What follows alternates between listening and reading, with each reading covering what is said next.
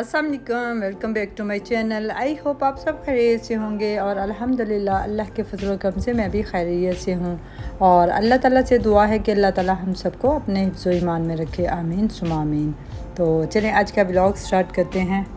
और यहाँ शाम के 4 बजे का टाइम हो रहा था और हस्बैंड भी खाना खाकर वापस जा चुके थे और धोबी भी कपड़े लेके आ गया था जो कि मैंने कल वॉश किए थे और फिर मैंने धोबी की तरफ भिजवा दिए। तो उसकी सबसे अच्छी बात ये होती है कि जैसे ही मैं उसको भिजवाती हूँ उसके नेक्स्ट डे या उसी शाम को वो आयरन करके कपड़े भिजवा देता है और मेरे लिए भी बहुत इजी हो जाता है। फिर मुझे कोई टेंशन नहीं होती हस्बैंड के कपड़ों की, तो जब भी चाहें वो निकाल के पहन लेते हैं। तो यहाँ मैं उनके कपड़े हैंग कर रही थी और सारे सेट कर दिए थे। और यहाँ मैं आपको ये बताना चाहूँगी कि जो मेरी जेठानी है उसकी बड़ी सिस्टर की अभी रिसेंटली डेथ हुई है जो कि उसकी माँ की तरह थी। तो सभी उसके अफसोस के लिए आ रहे हैं। तो ज़ाहिर हम लोगों के घर पास पास ही है, तो जब वो उनकी तरफ अफसोस के लिए आते हैं तो हमारी तरफ भी आते हैं। तो यहाँ भी कुछ गेस्ट आए हुए थे तो वो मैं क्लिप्स रिकॉर्ड नहीं कर सकी। तो साथ ही मैंने फिर उनके जाने के बाद मैंने लॉन्ड्री का एक लोड जो कि मेरी बेडशीट्स पड़ी हुई थी तो मैंने सोचा चलें वो भी मैं कंटिन्यू ही कर लूँ।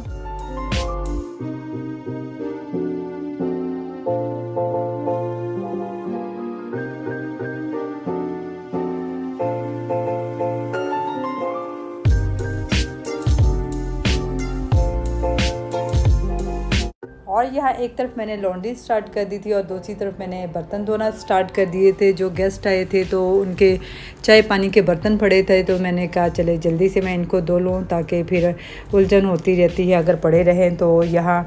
और ये स्पेशली ये मैं इसलिए एडिट कर रही हूँ कि मेरी बेटी मुझे कहती थी कि मामा जब भी मैं किसी ब्लॉगर को देखती हूँ स्पेशली हाउस वाइफ को तो वो अपने बर्तन ज़रूर धोते हुए दिखाते हैं, तो आप क्यों नहीं दिखाती। तो शायद आप लोगों ने मेरे व्लॉग्स में देखा होगा कि मैं बहुत ही कम बर्तन धोते हुए दिखाती हूँ। तो आज स्पेशली उसकी रिक्वेस्ट पर मैंने कहा चले ये भी मैं पार्ट ऐड कर लेती हूँ। और यह मेरी मेड भी आ चुकी थी और उसने अंदर की सफाइयाँ स्टार्ट कर दी थी। एक्चुअली होता ऐसे है कि मेरी मेड का एक दिन ऑफ होता है और एक दिन वो काम के लिए आती है, क्योंकि ज़ाहिर है हमारे घर में बहुत ज़्यादा लोग नहीं हैं तो इतना गंद भी नहीं पड़ता, तो इसलिए मैं उसको डेली नहीं बुलवाती बल्कि एक दिन छोड़कर एक दिन ही बुलवाती हूँ। जैसे ही मेरी मेड 4 बजे आती है तो फिर मैं घर के काम स्टार्ट कर देती हूँ, वो अपनी सफाइयों का काम स्टार्ट कर देती है और मैं अपने किचन के बर्तन और दूसरी चीज़ें जो एक्स्ट्रा मुझे अपने हिसाब से करनी होती है तो वो मैं करना स्टार्ट कर देती हूँ। और जैसे ही मैं अपने काम से फारिग होती हूँ तो फिर मैं उसके साथ मिलकर सफाई वगैरह भी करवाती हूँ। मैं कभी भी ऐसा नहीं हुआ कि वो अकेले काम करे और मैं आराम से बैठी रहूँ, मैं हमेशा उसके साथ मिलकर ही काम करती हूँ तो उसको भी काफ़ी अच्छा लगता है। और इसी तरह हमारी गपशप भी चलती रहती है, काम भी हो जाता है और वक्त का एहसास भी नहीं होता। तो यहाँ मैंने हस्बैंड को कहा था कि आप भिंडियाँ ले आएँ, क्योंकि काफ़ी दिनों से बेटी इसके पीछे पड़ी हुई थी कि मामा भिंडी का सालन बनाएं क्योंकि उसको भिंडियाँ बहुत ही पसंद हैं। तो एक्चुअली हमारे घर में काफ़ी महीनों से सब्ज़ियाँ नहीं आ रही थी और मैं भी इतनी लेज़ी हुई थी, मैं भी जस्ट चिकन या मटन का सालन जल्दी से बना लेती थी। और यह मैं आपको ये बताना चाहूँगी कि मैं बहुत ही हेल्थ कॉन्शियस टाइप की बंदी हूँ और मैं अपने बच्चों को भी हमेशा से यही कोशिश की है कि उनको सब्जियाँ दालें सभी चीज़ें खिलाई जाएं ताकि वो किसी एक चीज़ पर फोकस ना करें। लेकिन जब से मेरे बेटे गए हैं तो मैं भी थोड़ी लेज़ी हो गई हूँ और जो हस्बैंड को पसंद होता है वो बना देती हूँ और मैं खुद जो मुझे अच्छा लगता है हम लोग बना के खा लेते हैं।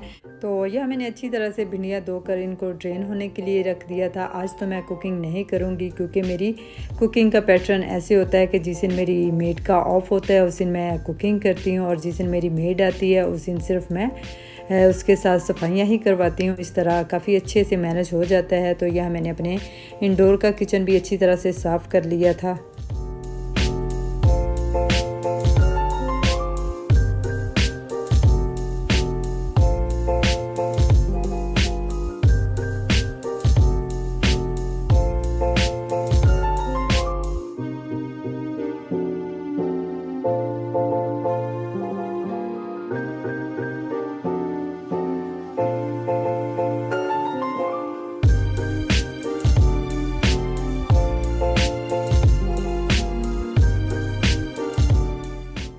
और यह मेरा किचन वगैरह तो अच्छे से साफ़ हो चुका था और अब मैंने मेड से बोला कि आप ड्राइंग रूम के सोफ़ों को अच्छी तरह से साफ़ कर दीजिएगा क्योंकि वो ब्लैक कलर के हैं तो उन पर डस्टिंग काफ़ी प्रोमिनेंट होती है, क्योंकि पिछले 1 वीक से कोई इतने अच्छे से सफाई भी नहीं हुई थी। और इस दफ़ा मैंने उन्हें कहा कि आप गीले कपड़े से इसको साफ़ कर दें तो इसमें काफ़ी ज़्यादा शाइन वगैरह आ जाती है। तो वो यहाँ उनको साफ़ कर रही थी और उसके साथ मैं भी स्टार्ट हो गई थी। ज़ाहिर है कि आपकी मेड को इतना आइडिया नहीं होता, आप उसके साथ करें तो वो ज़्यादा अच्छे से आपका काम करते हैं। अगर आप उनको अकेला छोड़ दें तो वो इतने दिल से नहीं करते। तो यहाँ मैं भी उसके साथ मिलके साफ़ कर रही थी और जल्दी से ही हमारा सारा ड्राइंग रूम तकरीबन साफ़ हो गया था और माशाल्लाह से बड़ी एक शाइन सी आ गई थी।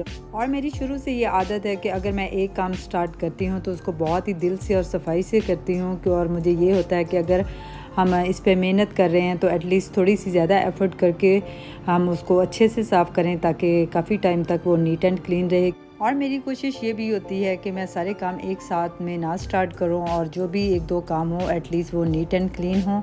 तो यहाँ जो बर्तन धुले हुए थे अब उनको मैंने उनकी जगह पर सेट कर दिया था। और फ्रिज के जो बॉक्स है इसमें पानी गिरा हुआ था तो उसको भी मैंने अच्छी तरह से साफ़ करके पानी की बॉटल्स भर के रख दी थी, ताकि ये भी मेरा काम ख़त्म हो जाए।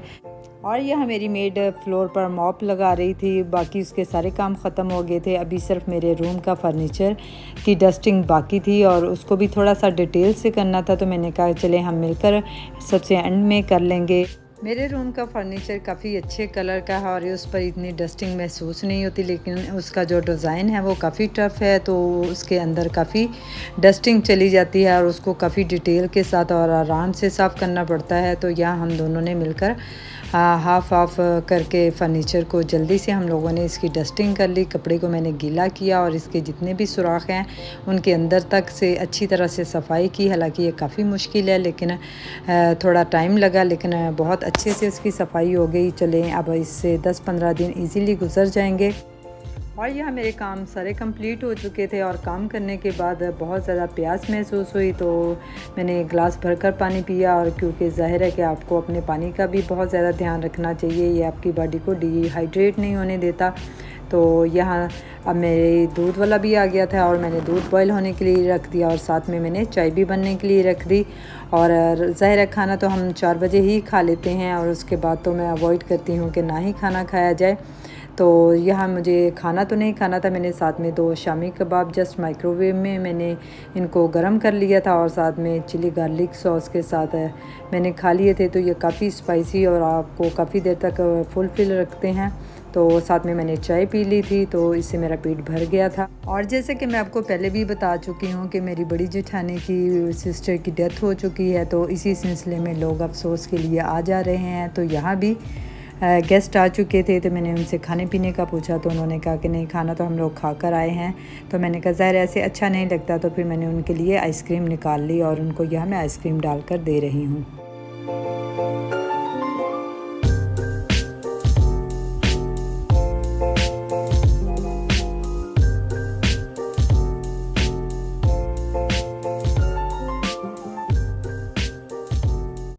और यहाँ रात के तकरीबन 10 बजे का टाइम हो चुका था तो हस्बैंड चपली कबाब लेकर आए थे। हालांकि उन्होंने मुझे फ़ोन पे पूछा था तो मैंने उनको सख्ती से मना कर दिया था, क्योंकि मैंने कहा खाना तो हम खा चुके हैं, लेकिन फिर भी वो ले आए। तो मैंने खाना तो नहीं खाया, बस मैंने चपली कबाब की एक ही बाइट लेकर खाई तो वो बहुत ही मज़े की थी। तो यहाँ बेटी और हस्बैंड ने मिलकर खाना खाया।